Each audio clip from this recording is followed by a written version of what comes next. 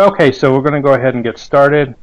So today's session, the idea of the forum was to give an opportunity for Christians to get together and discuss topics of apologetics and the such, but also things related to ministries of those involved in that.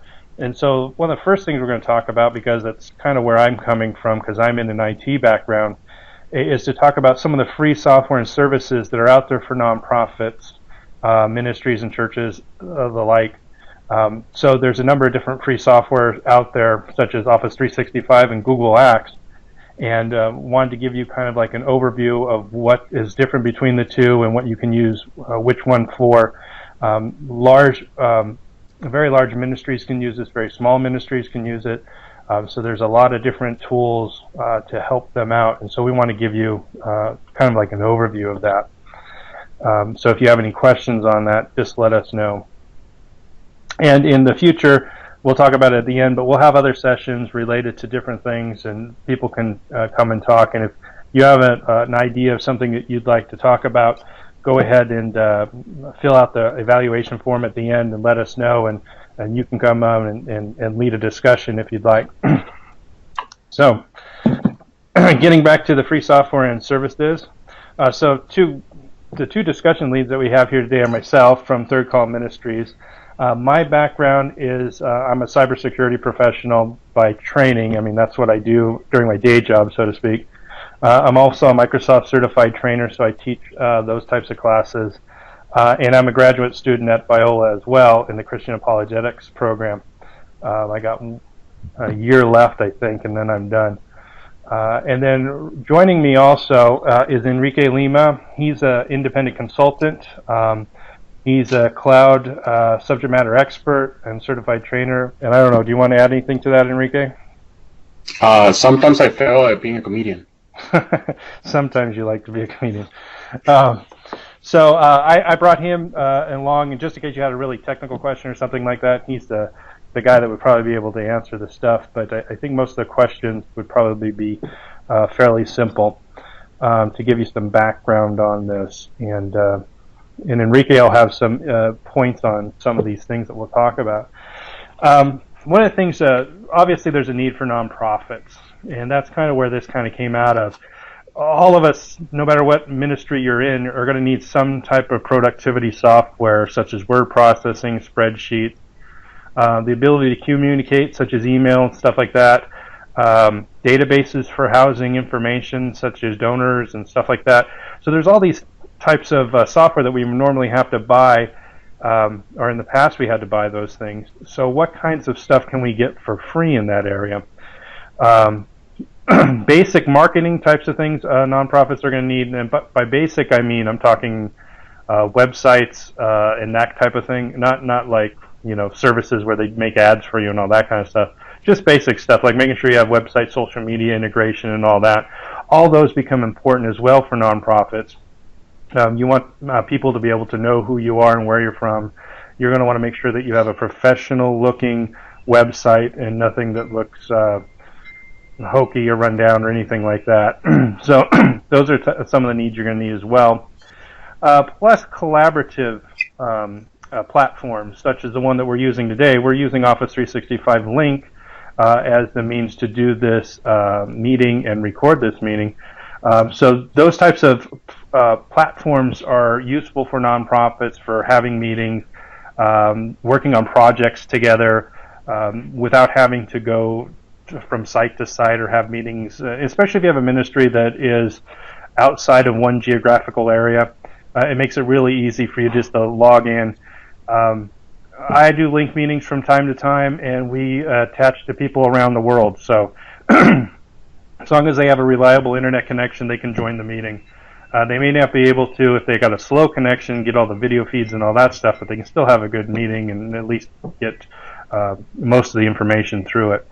And most nonprofits, if I'm not mistaken, are still kind of cost conscious. In other words, they don't want to spend a whole bunch of money if they don't have to spend the money. They'd rather put the money to use in whatever their ministry is doing, whether it's a church or whether it's a ministry. Those dollars could probably be spent better elsewhere, helping push it forward. So looking at these free options can really help us out there, especially if you don't get a lot of funding.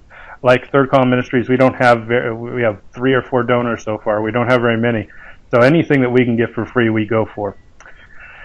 So a couple things about technology, and as a IT director, I like to make sure that technology helps us advance our mission, whatever our mission is. Whatever our organization is trying to accomplish, technology should help us to accomplish that. It's not set up to hinder us in that process. So if it's trying to get us to help us accomplish that, we should get the best tools that we possibly can that will help us. Technology also, there are some requirements that we should look for in technology. We want to make sure it's reliable, because if it's always breaking down, is it really worth having? Probably not. It's going to create more of a heartache or headache for our staff trying to deal with it. So we want stuff that works for people. We want stuff that's accessible for people. In other words, people can go ahead and get access to it if they have any special needs, such as blind or deaf or anything like that. They want to have software that can meet those needs if possible. You want things that are going to work with other systems as well. Compatibility becomes a big issue. Integrity, we'll make sure it's dynamic. It continues to grow with the new changes that come out. And it should be secure too, right? That becomes a very important aspect to that. And available. What good is technology for us if it's not working for us? It's not available for us. So those are some things that we should look for in technology. These should be a part of our decision-making process. And I like to bring this up because a lot of times people just jump in and say, hey, this is what Office 365 does, or this is what Google Apps does, and they don't get you to stand back and look at, okay, what am I going to implement it for, and how is it going to help me implement that? And those are important aspects of it. And there's always an elephant in the room whenever you talk about anything in IT, and so I'm just going to throw it out there and just deal with it. And that is, there are some debates that have been going on forever, and some people get on one side of a debate or another side of the debate. And as an IT professional, when somebody gets into a debate like this, I have to ask my question, and that is, do they really understand technology and the purpose of technology? Because the right product for your solution, the right solution, or the right product that you're going to use for your solution may not always come from the same source, the same company, or anything like that. And you shouldn't put all your eggs in one basket anyways. So oftentimes people will say open source versus closed source, or open source like Linux-based community in that, versus using something that's proprietary. And they'll argue one way or the other. They'll argue almost like they're in a cult. You know, it's like my way or this is the only way to do it. Anytime someone tells you that, you have to be suspect of what they're saying. There are very good open source platforms for doing things. Linux, we have a few Linux servers that do a couple things for us, very job specific, and we have Microsoft servers that do stuff for us. When we pick the one that we're going to use, it's based upon the applications that are going to be running on it or whatever we're doing with it. It's not based upon a preference prior to what we knew what the need was. And then another one that you get into is, Microsoft versus Mac, or Microsoft versus Google. And I don't think that those are, again, being short-sighted once again. Both of them make fine products in different areas. And you might want one for one and something else for another. You know, Macs are great, and they're oftentimes used in the visual arts and studio arts professions. And Microsoft is oftentimes used for back office types of things.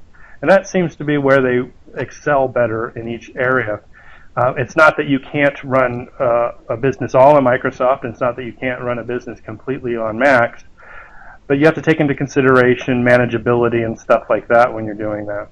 The only reason why I bring these things up here is don't get caught up into those debates, and it shouldn't be, oh, well, I prefer Google over Microsoft, or I prefer Microsoft over Google. It really should be which one's going to help me do what I need to do best. And so I just throw that out there to kind of get that out of the way.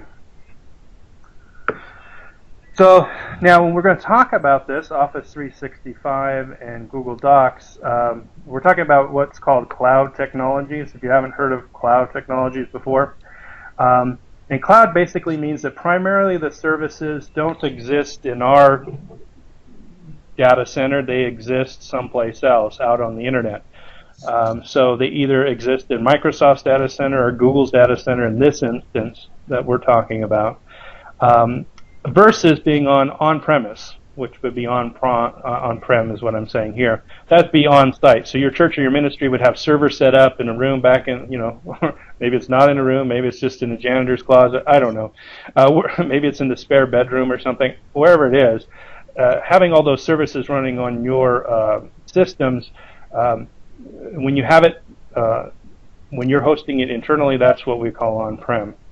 Hybrid is when you use it kind of both. When you have some services up in the cloud and some services on-site, you can integrate those two together so that they share information back and forth with one another, and that would be the better use of a hybrid situation. So if you're a church, let's say, and you have you're using Active Directory to authenticate users, in other words, when people type in their username and password, you have a centralized administration of that. You can actually share that with the cloud with Office 365 so that the login information is the same for the external services in the cloud with the on-site services as well. That's a good use of hybrid. If you're a smaller ministry, maybe you're a parachurch ministry or something like that, maybe being completely cloud would be the way to go with that. With Third Call Ministries, we're completely cloud. Everything's kind of up there. We really don't have any location to have servers set up anyways. So we do rent some rack space from somebody so that we can set up a server in the past, but we're migrating all that stuff off and moving it all up into either Google Apps or Office 365 to kind of free up that the cost of using rack space. So that's what we're working towards.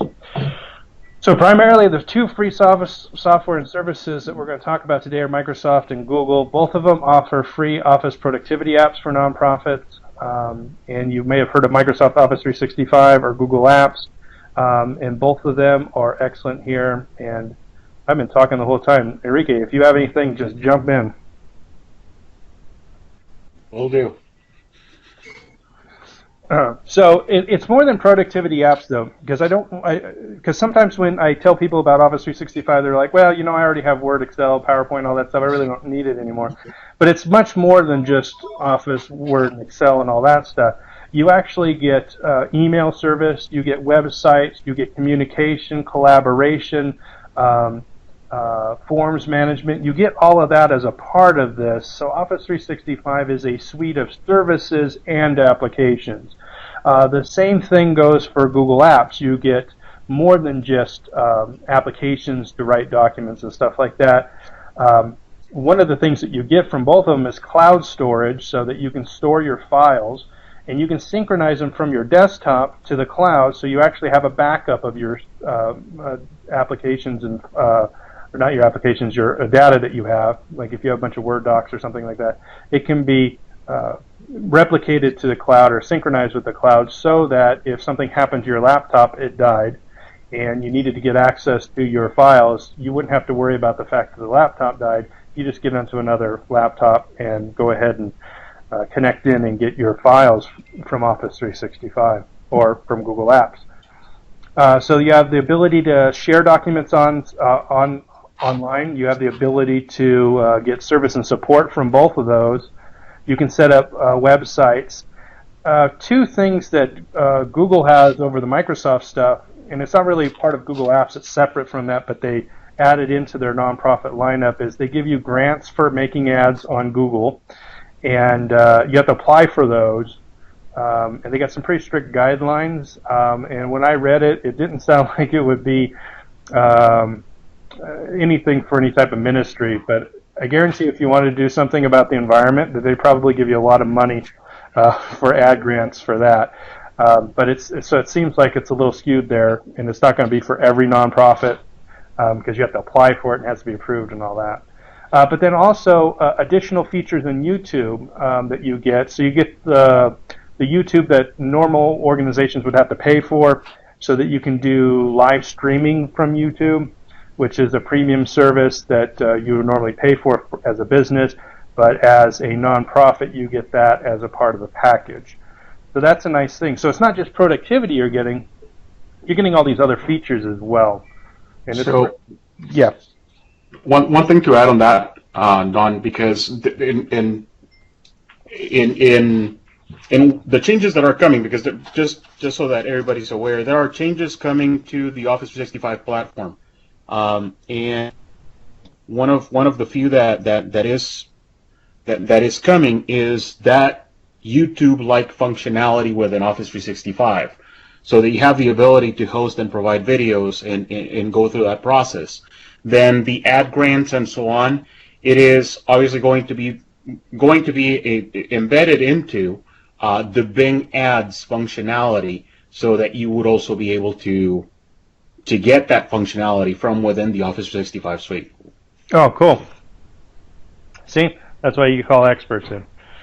So there's new things coming up. Signing up for Office 365. Office 365 has a number of different free options and also pay-for options. If you're a ministry or a church with less than 25 users, they have Office 365 for small business and nonprofits.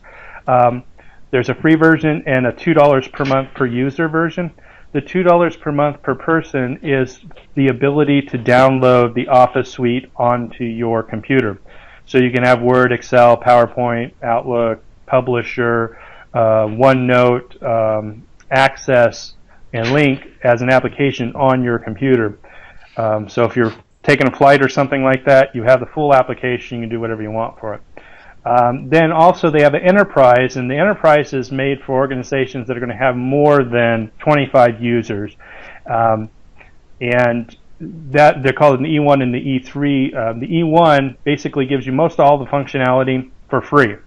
And then in addition to that, if you pay the $450 per month, then you can have the applications that you can download and install on your machines. Now, your organization could split these up. You either get in the small business or you get in the enterprise side. But once you're in one of those sides, you can have some users that get the free one without the download, and then some users that get the download. So like in Third Column Ministries, there's 4 or 5 of us that actually use the Office 365 downloaded. So we pay the $450 per month. But everybody else, for the most part, gets the free version. And anybody that already had Office, we just buy the free version for them because they already have a copy of Office. They don't need to pay for it. So they use that one. So as you can see with Office, with Microsoft, they have some tiered levels that you can sign up for, in addition to paying for a small premium to get the ability to download the app. Now, $450 per month per user, some people may say, well, that seems a little expensive. It's really not that expensive because government, academic, and business that wants to sign up for E3, it's usually about $18 to $20 per person per month. So there's a huge discount for nonprofits for this. You're paying less. Go ahead. Sorry. Go ahead. Don, you knew that this was going to happen. There are a couple of changes coming through. As soon as the clock hits October 1, and that's tomorrow, which basically starts Microsoft quarter number 2 for year 2015, there are changes coming through that. One of the goals is that they basically want to drive and want to deliver this type of functionality, whether it's through the desktop or through the browser. They want to drive that functionality and provide it so that anybody can have it. So if you're in academia, you're going to be able to get that for free now. If you're a nonprofit, the price is going to go lower, likely at the same level of academic. All those are changes that will be rolling through here in the next 30 to 60 days. Some will be seen as soon as tomorrow. Oh, wow. Cool. Well, if it's only going to get cheaper, then that's a really good thing. It is going to get cheaper. I did validate that. Oh, well, that's good. Because if it goes up, then I wouldn't want that. But But yeah, but notice that they have these different levels that you have with it too. So if you're going to be less than 25 users, then it's fine. But if you're going to have more than 25 users, now we just signed up a church over here, one of our local churches that another board member in our organization is a part of, and they signed up a church. They have about 100 members in the church, and they're signing up every member in the church for the E1.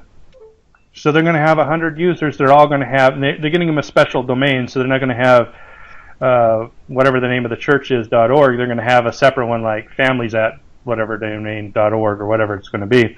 But they're setting it up so that all of them, so basically anybody that's in the church now has access to it. And I think it's going to go to members or something like that, not to just anyone that just attends. It's just for members. And then they're going to use some of the functionality for doing their classes and their Sunday schools and all that kind of stuff. And there's some other things in here that we haven't really talked about in Office 365 that come with Office 365, such as like a social media platform called Yammer, and they're looking at using that for some of their small groups type of thing. So that's an example where some of that stuff can go. On the other side, Google Apps also has the same type of thing. You sign up for it. Google has a nonprofit portal. Once you sign up for the nonprofit portal, you can then sign up for different areas within Google, such as YouTube is a separate sign up, but you have to get approved as a nonprofit first. Once you're approved as that nonprofit, then you can go over and then get all these other services, such as Google Apps and stuff like that. It's a relatively easy process. Google probably was faster than Office 365 to get approval. All you have to do is show them your 501c3 paperwork that you got from the IRS. And for Google, it took less than 24 hours. For Microsoft, it took about 48. So both of them are really fast. Both of them give you a trial account that you get to use until you get that process set up. But all you have to do is then, for the Google one, it just asks you to upload it. You put it in there and you upload it. And then boom, you have it. Microsoft has kind of changed over the last 6 months. When I first signed up for it, you had to, you'd get an email asking for the paperwork. You'd send the paperwork back in, and they would get it. Now you can just create a ticket and say, "Here's my nonprofit status," and upload the document with it, and then it'll be approved. So there was a change in how they did it in Microsoft. You probably could still send the email. It's just there's multiple ways of doing it there. It's pretty set up. Google Apps does require that you have a domain set up for it. So if you already have a domain and already it's hosted somewhere else, you may want to get another domain name to use for it. Especially if you're not going to have your main website's domain hosted with it, you may want to get an extra one. With Office 365, you have a lot more granular control with it. Google Apps kind of just takes over that domain and totally controls it. So we went out and got another one. We got a short one too. Well, it's not short. We got TCM for Third Column Ministries .rocks because .rocks is a new high-level domain that you can now sign up for. You can also sign up for .church, which is a new domain out there as well. Anyways, you can pick one of those. We bought another domain so that we'd have it, and we wouldn't have to worry about where the website was going to be. And then here it is. Once you've been approved, now you can enroll into all the other services such as YouTube. They got a really good map program. Water.org is a nonprofit that does water, drills wells for water in Africa and all this kind of stuff. And they use Google Maps so that when you donate to a project, they have all the project stats in the map, and you can see where all the wells are in Africa that you may have paid for or that people have paid for and all that kind of stuff. And that's one of the examples that Google Apps gives on their website. And I've seen it. It's really kind of cool. But and there's all these other things like AdSense and all that kind of stuff. So all those things, once you've been approved with the Google process, then you just enroll into it.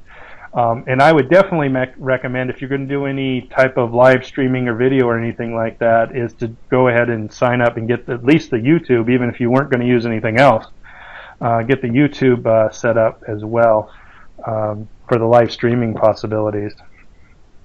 So the caveat to all of this, and as you've seen, because as Enrique has told us earlier, features are constantly changing on both sides. So some of these may be changing soon that I'm giving you, and some of them may have already changed. I just got an email from Google saying that they now added Google Hangouts to the Google Apps, which prior to this it wasn't a part of it. It wasn't integrated in. And Google Hangouts is kind of like what we're doing now with this link, although it's probably a little bit more social media-ish than Link is, where Link is more of a, seems more conference related, whereas the Google Hangouts is more like you're chatting or you're on Facebook or something like that. You can do the same types of things on both, but there's a look and feel that's slightly different between all of those. So it's worth taking a look at for both of those, and just realize that these things are constantly evolving and changing. 4 years ago when, or 3 years ago when Office 365 first came out, I set up one of our clients at the other firm that I worked for, and it was really hard to get through all the process. Now everything's really slick, really easy, and it's a lot easier to work with. First thing to talk about, and I think is one of probably the most important aspects of this, and that is drive storage. How much information can you post in your Office 365 or Google Apps or Google Drive? Right now, Google has it set up that if you're a nonprofit, the license that you get is the academic license.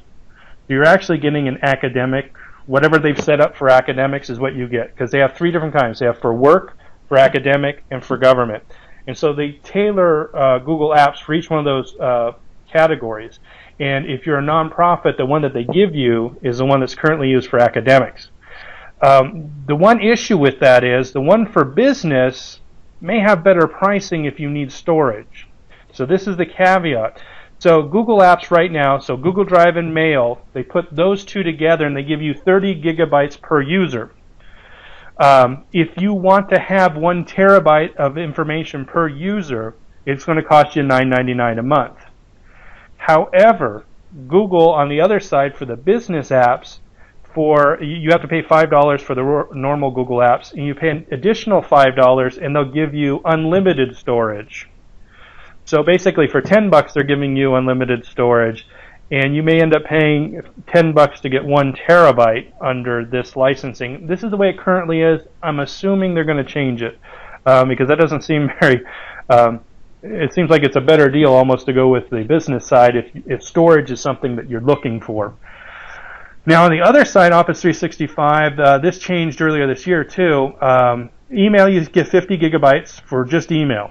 So that's separate. So Google puts it all together in 30 gigabytes. Office 365 gives you 50 gigabytes for your email. In addition, for personal storage, they give you 1 terabyte per user. So each user gets 1 terabyte. And so here's the thing. Let's say you have a bunch of files, and you need to have, and you want to set them up, and you're beyond 1 terabyte for one of your users. If you're a nonprofit, you set up another free account and you go ahead and you can back up your documents that way. So you'd have another terabyte. It's a free account. Just set it up and there you go. Kind of the same thing with the Google Apps. You can set up another free user and get another 30 gigs in your Google Drive. Both of these do not sync very well with multiple accounts on the same computer. That is very problematic and doesn't really work out very well. So just warning you up front with that one. SharePoint, now for Office 365, SharePoint, there's a minimum amount for enterprise. I think it's 30 gigabytes that you get for the shared with SharePoint in storage, and then 500 megabytes per user, and that starts after you get to a certain level of users. But it's 30 gigabytes to start off with. So that kind of gives you an idea of what the features are for that. Here's just a couple of things. Here's the Google Drive. This is the personal one it's actually showing you. This would say 30 gigabytes for the nonprofit version. And then the 100 megabytes and terabytes, you can just go ahead and click to buy more. And it's per user, so if you only have one user that needs all the space, then you just pay for the one user. So maybe that is cheaper in the long run if you're not going to have a whole enterprise of people that need a lot of storage. And Office 365, you have those 3 different types of storage that I was telling you about. And so I'm showing you here the email is separate, and you can open up each individual user and you can look at how much that they have. You can also then look at each individual user so you can see how much storage they have for their OneDrive for Business is what it's called. their personal storage there, and then their shared storage also. And you can see with ours, this is just Third Column Ministries, our screenshots from ours that kind of show you what we've got set up there. Features. So you may have noticed that with the Google Apps, there's just one plan. There's not multiple different types of plans. It's not like if you're 25 users, it's this. If you're more than 25, it's that. Where Office 365 has those different plans depending upon how large your organization is going to be. And so there's other things that they add in. If you pay the $450 a month, you can also get things such as litigation hold, where it can archive your email and those types of things, which probably for most nonprofits isn't a big issue, that you probably don't need those things. But if you needed them, it's nice to know that you could have them. You just have to pay for them. Now with Google Apps, you'll get Google Docs, Google Sheets, Google Slides, Google Forms, and Google Drawings are all part of the apps that you get with it. For Office 365, if you're on that E1 or that small business one, you get online versions of Word, Excel, PowerPoint, OneNote, Link, and SharePoint Designer. Everybody that's in those categories gets those. If you pay for the downloadable versions, which was either $2 or $4.50 per user per month, or it's going to be cheaper starting maybe as soon as tomorrow, you can also then get downloadable versions of all of that, plus you can get Outlook, Publisher, Access, and InfoPath as other types of software that you can install locally on your machine. Now, Google Apps just added to the business side the ability to download and view Google Docs, Sheets, Slides, and Forms to your desktop or your tablet if you don't have connections to the internet. But it doesn't allow you to edit the documents. Now, I have the nonprofit version, and I could not get that set up, so I don't know if they're rolling that out slowly or if it's only for business and not for the nonprofits. But currently, it doesn't work right now. So again, like I said, these things are evolving and they're changing, and hopefully for the better for nonprofits, because they all want our business, right? Here's just an example of this. The other really cool thing about this, and one of the reasons why I use Office 365, because I need to use Office or whatever, I pay the $450 for my account. I'm allowed to download it on up to 5 computers. And you see I have listed here, this just shows you all the applications I can download. But you can also see that I can put it onto up to 5 computers. I have it installed in 3 of the computers. So if I go from computer to computer to computer, you're still able to get the software on another application. So I have a tablet, a Surface here, I have a desktop, and then I have a laptop, and all of them have it installed on it. So anyways, that's one aspect to take into consideration if you're paying for it. Now, if you are a Mac user or an iPad user, you want to know, do I get Office? Well, yes, of course you do. There's some slight differences with it. If you get the Mac version, there's some slight differences. There's some applications that you don't get. Link and OneNote, 2 applications. OneNote's like the one for keeping notes. It's really good, actually. And if you're doing like a Christian apologetics, you may be keeping a lot of notes about little facts or this or that everywhere. And I use OneNote for it. It's really great for that. Synchronize it to the cloud. I can get it on my phone. It's really good. And Link and OneNote, you can go into the App Store and download those. In fact, Link is available, and so is OneNote, on Android, iOS, and Windows Phone. So it's available on all 3 platforms. So for all 3 platforms, you can get those 2 products for free already, whether or not you have Office 365. It just now it would integrate into it if you have it. So on this chart on the right here where it says Office for Mac and it says no for those 2 items, the caveat is those 2 items can be gotten for free on your Mac already, or on your iPad or your iPhone as well. So you get all the other things. The one other thing that you don't get that is something that always bothers people is Publisher. Some people like Publisher, and it's not available on the Mac. Not sure why, but it just isn't. So if you get that set up, just be aware of that. But if you notice here that on the thing on the left here, the little screenshot I have on the left, this shows you what you would get for the iPad. So if you have an iPad, you can get access to all these things: Word, Excel, PowerPoint, OneNote, Outlook, Link, SharePoint, OneDrive. So you can synchronize files, you can access your SharePoint things, you can edit and do all those documents all from your Mac without having to open another browser or anything in your Mac or in your iPad. It just uses, it's an app for you to use. In addition to that, they have apps for all the phones as well. So again, Android, Windows, and Mac, iOS. Collaboration features, real-time collaboration. Both Google and Microsoft support working on documents simultaneously. So if you have a Word doc or a Google Apps doc and you want to work on them at the same time, you can work on both of them at the same time. You can see two people editing the documents. Both of them color code it so that you can see who's working on it. Both allow you to have chat or audio-video collaboration to talk about the document you're both working on at the same time. So that's really a cool feature. Office 365 is slightly more integrated with it.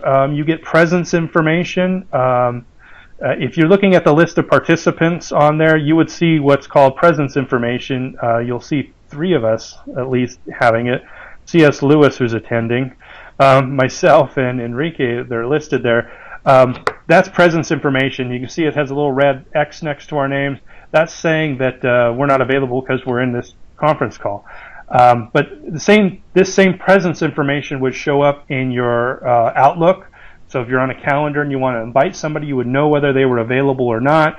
If you're in a document and you want to work with somebody, you could see their information and see whether they're available or not.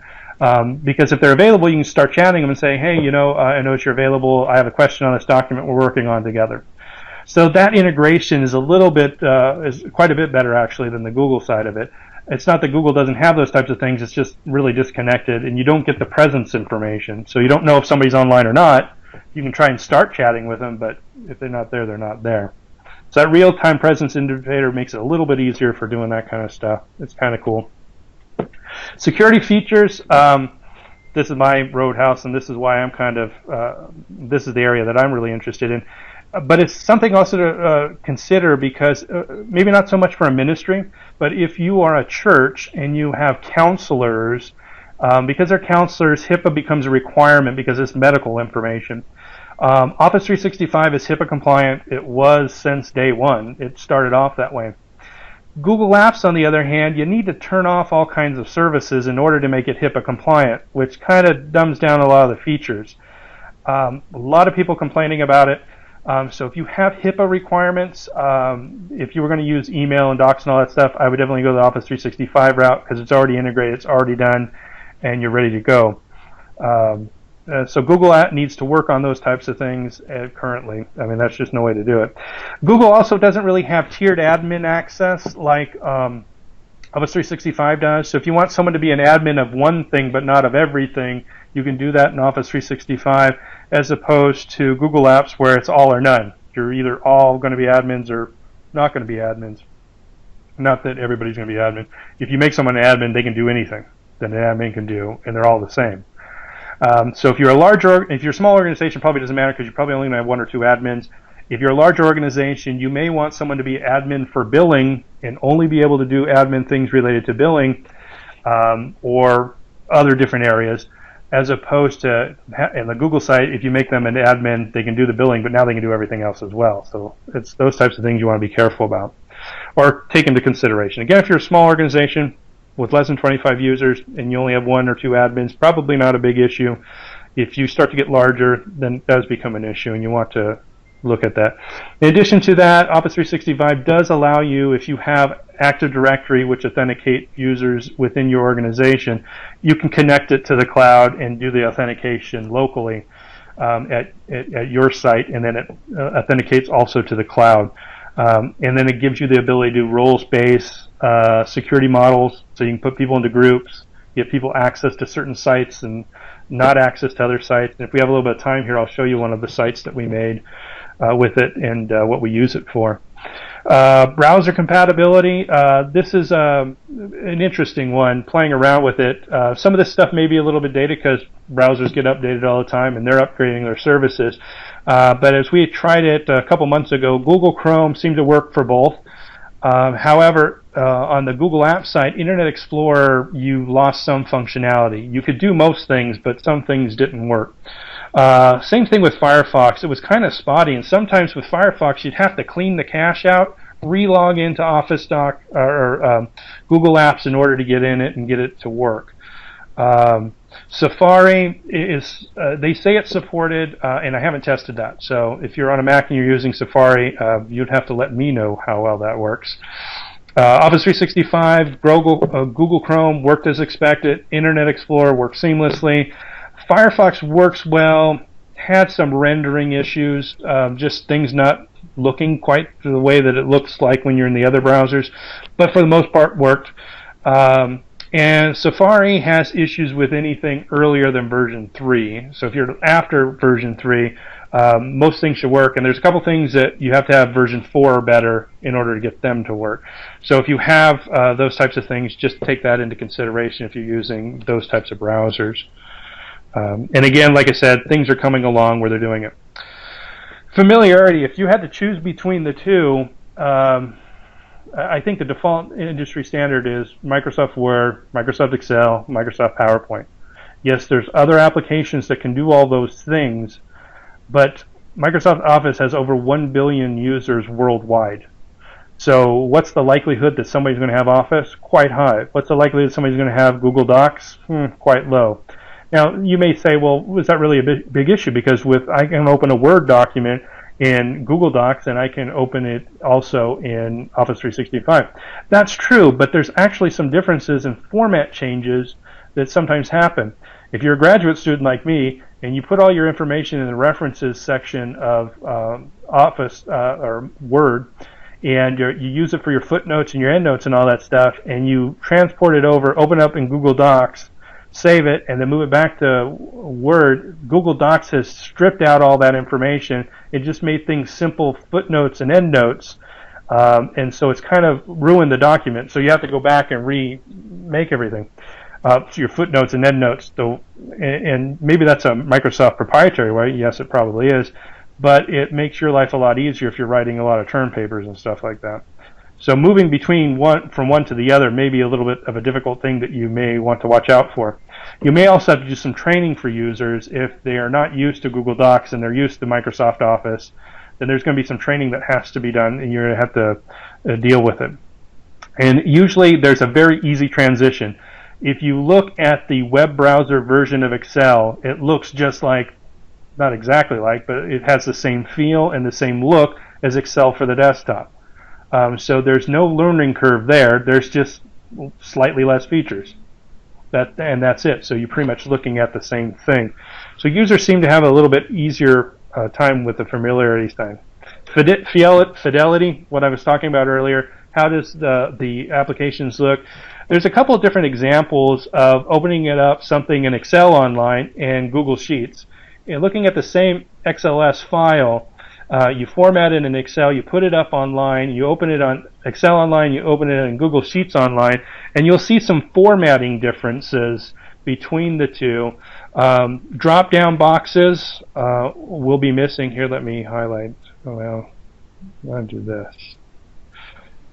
Do the arrow stamp. Drop-down boxes don't show up on the Google Sheets side. Some items completely disappear if you look on the Google Sheets side. If you look at the formatting on these graphs on the bottom, both of them, notice how the words alignment is completely different on both of those, and the word alignment on this middle graph as well. Notice it's going right over the actual graph itself. So it's not very legible or readable. So this type of fidelity loss is something that you have to be concerned about when you're trying to share documents with multiple people over different platforms. Because if you work really hard to make your document look a certain way, and if you've ever done a PowerPoint slide or something like this, you'll understand the frustration, because you open it in something else and it's not the way you wanted it to look. Now all of a sudden it's flattened or it's not working the right way. Here's another example. This is probably a worse example because the color doesn't come through, graphics don't show up correctly, graphics are resized and overlapping in certain areas, like over here, and then charts are completely missing. And so there is a difference between using the two. You should be aware of that if you're going to do that. Just understand that there's going to be this difference. And then also, if you look at this, now this is a PowerPoint presentation on both sides, PowerPoint and Google Slides. Most of the differences that you will see here is actually just formatting that's changing. Notice everything shows up on the screen, but each one of these items over here, and they're a little bit harder to see on this small slide, is all the 3D elements are lost. So the 3D look of the slide is kind of lost. Some of the line features that show up are absent on the other side. And then some of the formatting of doing columns is missing. We have columns on this side and no columns on that side. So again, there's a fidelity loss between the two. I don't recommend opening things in Word and Excel and then opening them in Google Docs or Google Sheets and then opening them back up in Excel. Pick one, stick with it, otherwise you're going to end up with these kind of problems, and it's only going to frustrate end users and yourself. So I'd watch out for that kind of stuff. Is there a winner on this thing? I would say yes and no. I think that Office 365, the Office apps and what they give you, the amount of storage they give you, it's all great stuff, and I would probably pick them. In fact, we did pick them. Third Call Ministries, our primary apps are the Office 365. However, because they're both free, we signed up for both. There's no reason not to sign up for both. So if we needed to do something in Google Apps, we do it in Google Apps. And there's a couple things that you might want to use with Google Apps currently, but again, things are changing constantly. But as it stands now, one of the examples I think that I wanted to show is that Google has some other features that Microsoft doesn't. And one of them is the YouTube feature, the mapping feature, things like that, the Google AdSense. So those types of things that you can get with Google that you can't get with Office 365 currently, you might want to look into signing up for it just for the sake of that. At any rate, for example, one example is the live streaming that you get with YouTube. So if you're a church and you wanted to put your Sunday service online, stream it live, you can with YouTube. So it's worth taking a look at that. YouTube will play on more devices than other types of things. The church I go to uses an online streaming service, and they changed it last Sunday to a different one, and it doesn't work on my Xbox, which is what I really want. I have to plug a computer in and get it up there because it's flash-based and all that kind of stuff. But guess what does work on my Xbox? YouTube. So guess what I would rather use? YouTube. So if you can use YouTube, it gives you more platforms. Xbox is already connected to people's TVs, so they can watch it on their TV. A lot of end users aren't going to be able to hook their laptops easily to the TVs. Maybe if they have the Google Chromecast or some other types of things, but it usually takes someone that has a little bit of savvy with the computers to figure that out. But if people are starting to buy things like smart TVs that have YouTube built into it, that's the better way to go, I think. So it's worth taking a look at those types of things. Or Miracast, yeah. One of the other things that we're looking at using, when you signed up for this session, we use Excel forms, which is what the forms that comes with Office 365. We've noticed that there's some features that are missing from it that Google Forms has that's a little bit better or easier to manage. One of the things was input validation. Easily comes out of the box. You don't have to do any special programming for it. You just say, I want this to be valid information. I want it to be a phone number. And if you try to type something in that's not a phone number, automatically tells you can't do it. It has the ability to format the look of the form itself. They have a bunch of templates that you can use in the Google Docs. Excel doesn't. Excel, it looks like this, and that's what it's always going to look like. So there's a little bit of differences between the two out of the box. Now, I'm sure on the Microsoft side you can code things and all that kind of stuff, but most of us aren't developers. We don't have to call a developer for this. So out of the box, I say Google Forms is probably a little bit better aspect, but it has its limitations as well, such as the alignment of all the fields. It just is a straight down line. You really can't put it so that it's across the page, going across from right to left. It just goes from the top to the bottom. So there are some limitations out of the box for both of them, but I think Google Forms has a little bit of an edge there. Being fair with that one. One other thing that I wanted to point out, two different things, and so this is kind of like a touchy subject, but I'll just go ahead and tell you why it's important for you in your ministry, depending upon what your ministry is. For the Microsoft side, it says that you have to file all employment laws. Churches have an exemption in their employment laws to say that legally, that if somebody's not a part of your denomination or your religious organization, you don't have to hire them. So you can discriminate based upon religion for somebody to work in a ministry or a church. And take everything I say with this with a grain of salt. Talk to a lawyer. I have to tell you that. So if you have any questions about it, talk to a lawyer. Microsoft's agreement says that you're going to follow the law. There's an exemption in the law. You can do this. So Google has the exact same statement in theirs, but then they add another one in there that goes above the law, and then basically says that you do not discriminate based upon sexual orientation, gender identity, in your hiring and employment practices. So if you're a church and part of your membership process is that somebody who is living in an open sin, and sin is defined as a homosexual lifestyle, and they would not be able to work in your church, that might be a problem here for the Google side of things. So you need to be aware of that, because you're checking a box saying that you're not going to discriminate on that, so you better not be discriminating on it, because Google says that they have the right to remove the services from you. So just be aware of that. That is the one difference between the two. The Microsoft one just says just follow the law, and if you're following the law, that's fine. Google adds an additional layer to it, and so you need to be aware of that if you're going to use their services. Here's an example of Office 365 telling you how the services are available. You notice each of the services are shown in green and that there's no issues going on. That's just telling you what the current status is of it. You get the same type of thing here in Google, where it tells you here's all the services and they're available for everybody, always on, all that kind of stuff. So you'll know if something's not working or that.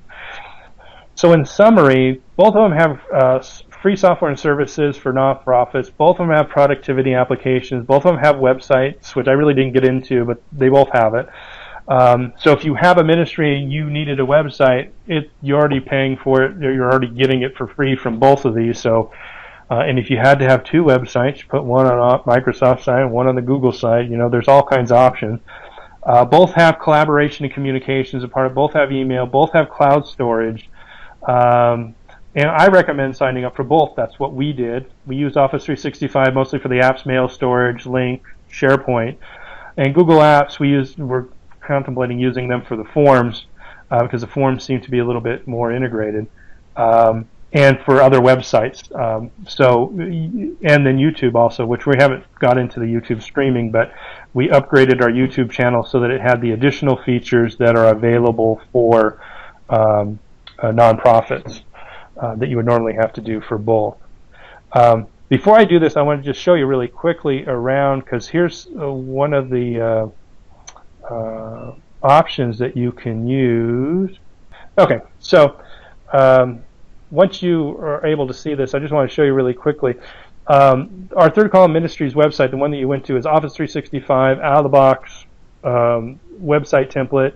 It's not the most perfect looking thing in the world. We want to do some updates to it, but out of the box, this is what we got. We told it what we wanted the background picture to be, and then pretty much everything else was good to go.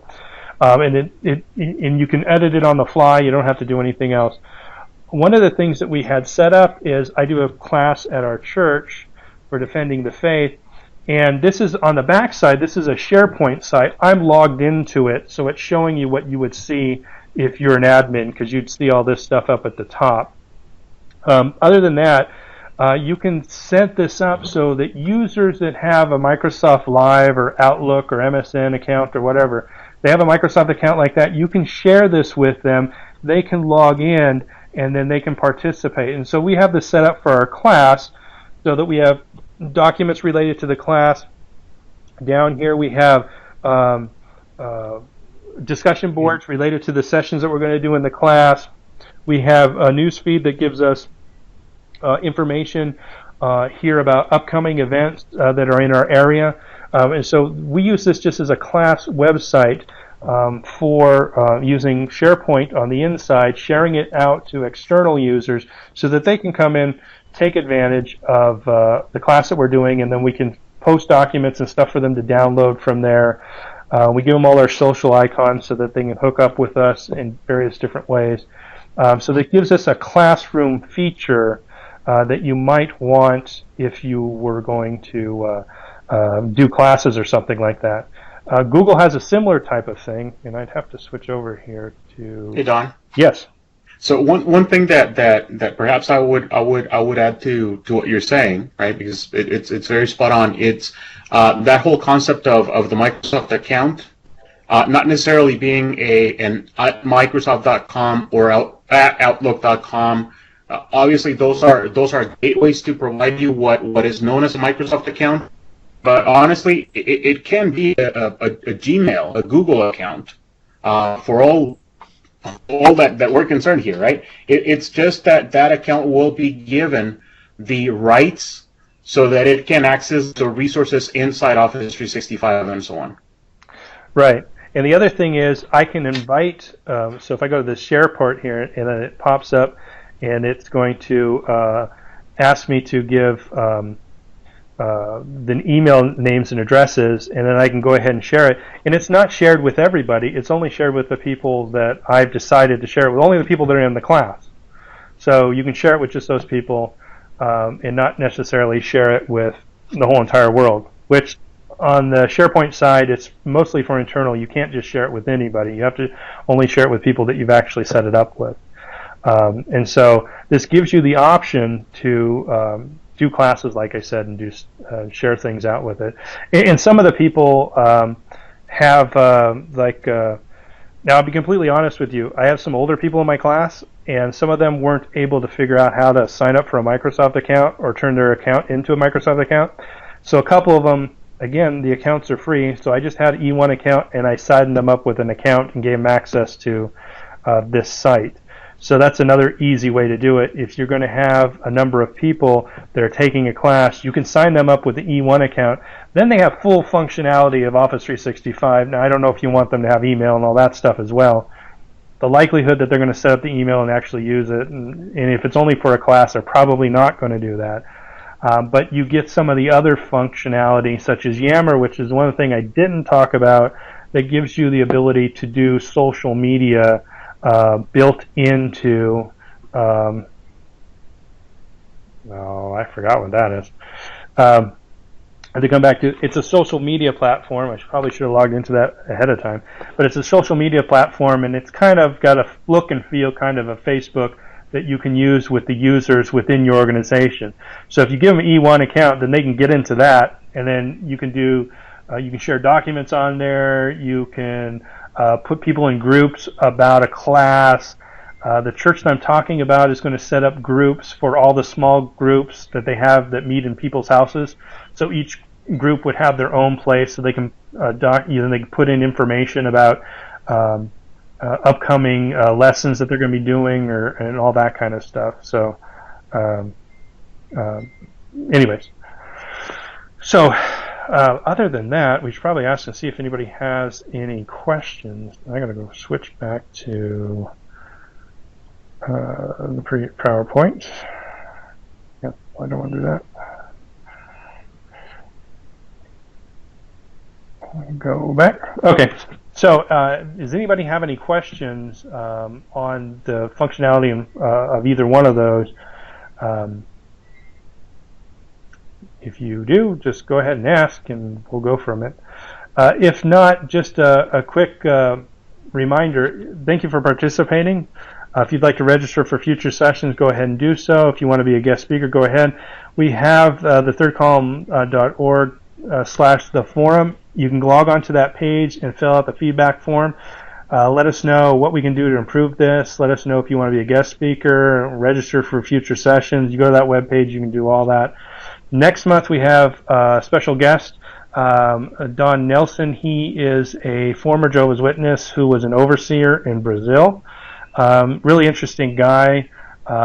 He's got a lot of good information about how Jehovah's Witnesses are converting Catholics and Protestants. And it's primarily who they're getting in Brazil and Latin America, and it's a big movement. In 20 years, they've gone from 3,000 to over 3 million members in Brazil. So he's got really good stories to tell us about. Well, not good stories. I guess that's kind of a sad story, but good information to tell us about how you can kind of deal with that.